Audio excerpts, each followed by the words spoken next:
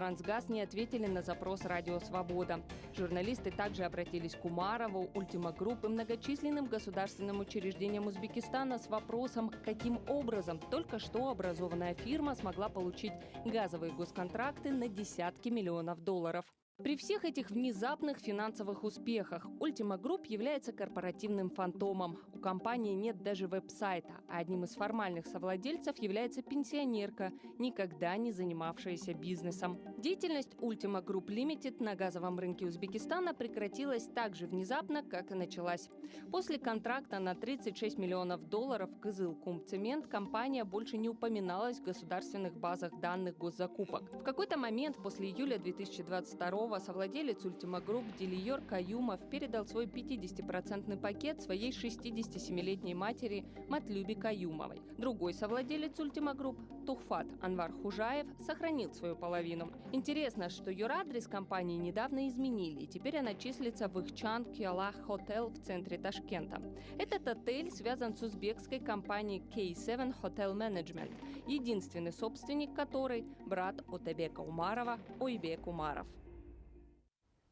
Ну и незадолго до нашего эфира узбекская служба радио «Свобода Озодлик» получила письменный... Assalomu alaykum.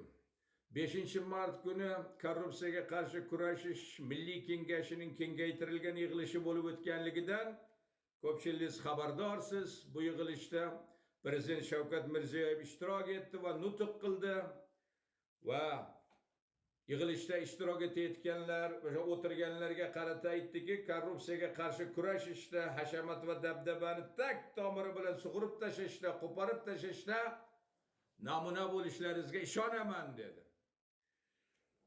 Bugun mana shu Shavkat Mirziyoyevning nutqida aytgan gaplariga, fikrlariga men munosabat bildiraman va bugungi mana shu video chiqishimni so'ngida bir singlimiz ayol kishining xatini ham o'qib beramanki, mana shu namuna bo'lish nuqtai nazaridan shu xatni jamoatchilikka o'qib berishim o'rinli va joiz bo'ladi degan fikrdaman.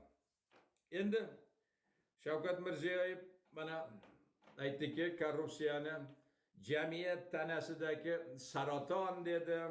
Korrupsiyaga kurashish bu hammani ishi, vijdon ishi bo'lish kerak. Ildizini topishimiz kerak dedi. Va taktobini bilan qo'porib tashlashimiz kerak. Hashamat va dabdabani mana shu quritishimiz kerak degan fikrlarni aytdi. Endi mana korrupsiyani ildizi bilan, tak tomiri bilan mana shu qo'porib tashlashni, uni ildizini avvalo topishni, korrupsiyaga qarshi kurashish hududiy mana viloyat kengashi, xalq deputatlari kengashiga yukladi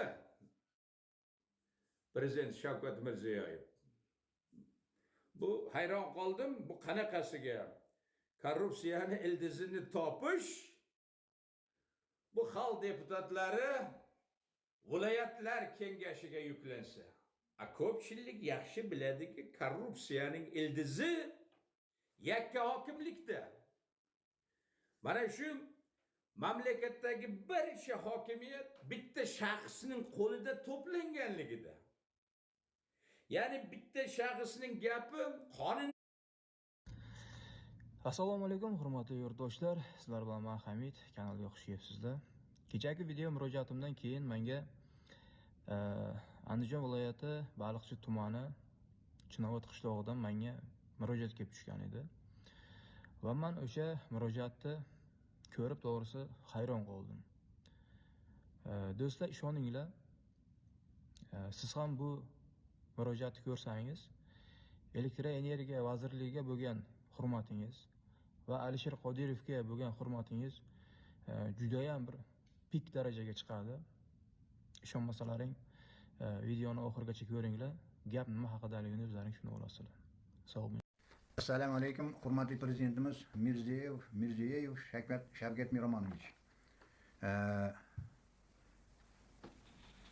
Andijon viloyat Baliqchi tuman Chinobod qishlog'ida 65-umumiy uyda yashovchi fuqarolar nomidan sizga Toshkent shahar O'zbekiston Respublikasining prezidenti Mirziyoyev Shavkat Miromonovich nomingizga bir ariza yozdik. Shu arizamiz yozilgan chislosi 17 fevral 2025-yili ariza yozilgan. Shu ariza sizning nomingizga yozilgan arizamiz e'tiborsiz qolib hal bo'lmadi. Shuni agar bir videoda ko'rsangiz, shu videoni, shu arizani hal qilishga amaliy yordam berib yuboring, iltimos. Mana shu bizni Andijon viloyat Baliqchi tuman Chinobod qishlog'ida 2018-yili prezident yuborgan pullarga qurib berilgan yangi 2 qavatli uyimiz. Mana Baliqchi tumani hokimi tabiiy gaz turbalarini uzdirib oldi. Uzdirib tashladi va gaz baloni yoqishyapti. Hammasi mana ko'p qavatli yangi uylarda. Tabiiy gaz yo'q bo'lgan sababli mana ko'mir, o'tin, pechka, обогревательlar bilan isitishyapti qish oylarida uylarni. Hurmatli prezidentimiz Mirziyoyev Shavkat Miromonovich, siz yuborgan uzoq qishloqlarda yashayib turgan odamlarning hayotini yaxshilash uchun, qishloqlarni obod qilish uchun 30 milliard, 31 milliard, 20 milliard, yana 30 trillion so'm, 20 trillion so'm, 31,5 trillion so'm yuborgan pullaringizni mana tabiiy gaz ulab turbalarni yangi uylaringizga ochib berishni xohlamayapti.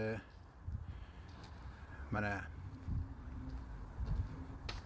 qani endi o'sha 30 trillion so'm, 20 trillion so'm, 31,5 trillion so'm pullar, siz yuborgan pullar 2018-yili Andijon viloyat Baliqchi tuman Chinobod qishlog'ida qurilgan yangi 2 qavatli uylarimizni ahvoli. Mana shu qishda yaqib turgan ko'mir o'tinni kullari. Kulni mashiga to'kamiz. Mana eski uyda yashagan uylarda omborxonalarni buzib tashlab, yangi omborxonalar qurib berishni ham xohlamadi. Mana tabiiy gaz turbalari yo'q.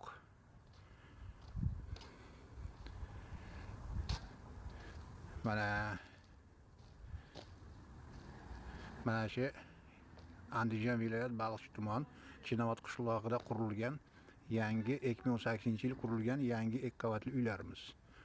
Tabiiy gazlar yo'q mana. Mana hammasining uyida pechka, ko'mir, o'tin.